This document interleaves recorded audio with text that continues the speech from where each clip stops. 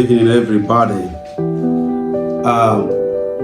Today we want to begin a series of a theme that is going to take us really some days before we round it up. And that is the theme of prayer as a call to action. I didn't just want to call it prayer, but prayer as a call to action.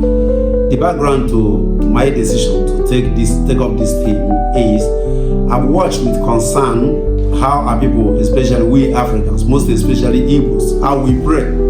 Often we pray as if to say we have no role to play again in the realization of our dreams, as if to say God will do everything for us.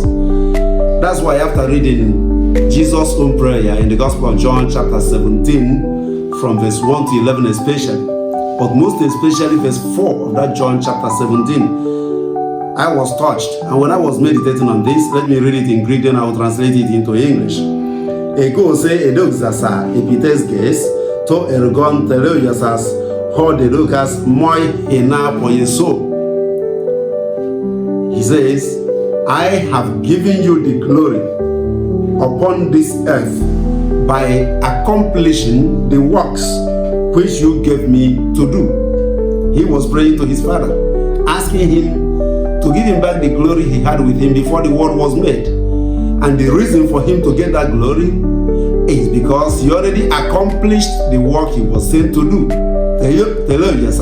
He completed his own task, he did his own part, and now God will now do his own. Reflecting on this point, therefore, I came to the conclusion that prayer anchors our desires in God, meaning for something to happen in our lives, there are two sides. God's own side and then our own side.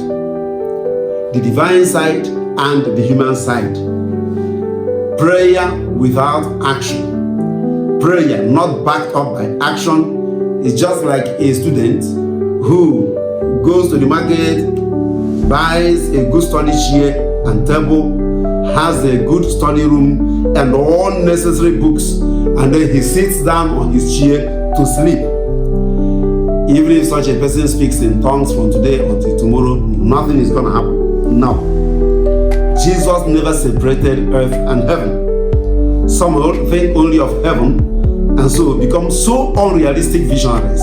And this is the greatest danger we are facing today. And so I've picked up this topic that's going to take us some time, beginning with the meaning of prayer, and then the different types of prayer, and then the steps to answered prayer, in order that we may understand why often we pray and we say God doesn't answer.